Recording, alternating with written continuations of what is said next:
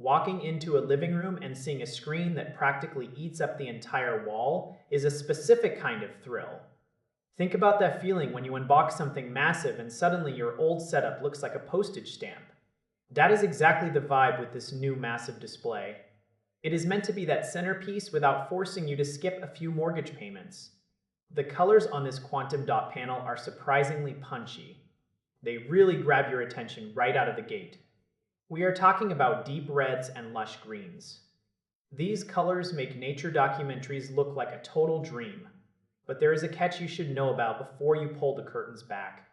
This thing struggles a bit when the intense afternoon sun hits the room. It just does not have that searing peak brightness. You find that extra power on those high-end luxury models that cost as much as a used car. If your living room is basically a glass box, you might find the image looking a little washed out during the day. Move it to a slightly darker space, and it really starts to shine. High dynamic range content looks decent enough. It provides a bit of extra depth to the shadows. However, it does not reach those blinding levels found on the expensive competition.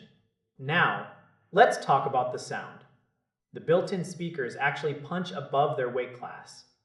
They are much better than those tinny, cheap screens we have all suffered through in the past.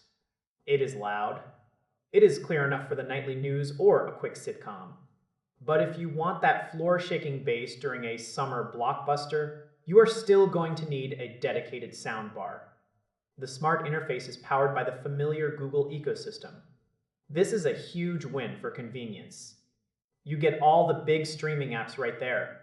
No extra dongles or messy wires are required. It even listens to your voice commands.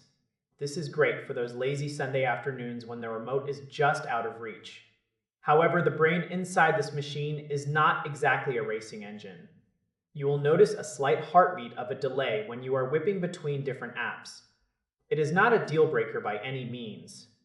It just is not instant. For the gamers out there, things get a little interesting.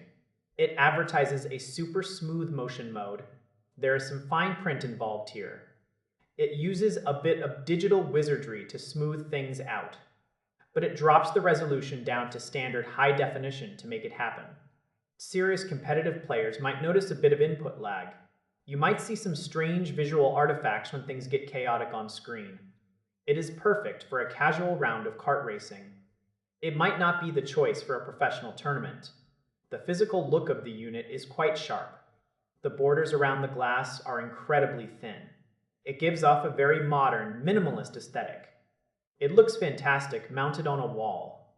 You get all the expected connection points for your consoles and players too. It really feels like the ultimate middle-of-the-road champion. You are getting a huge, vibrant window into your favorite worlds without feeling like you got ripped off. It is not the brightest or the fastest. But for most of us, it is exactly the kind of reliable workhorse that makes movie night feel special again.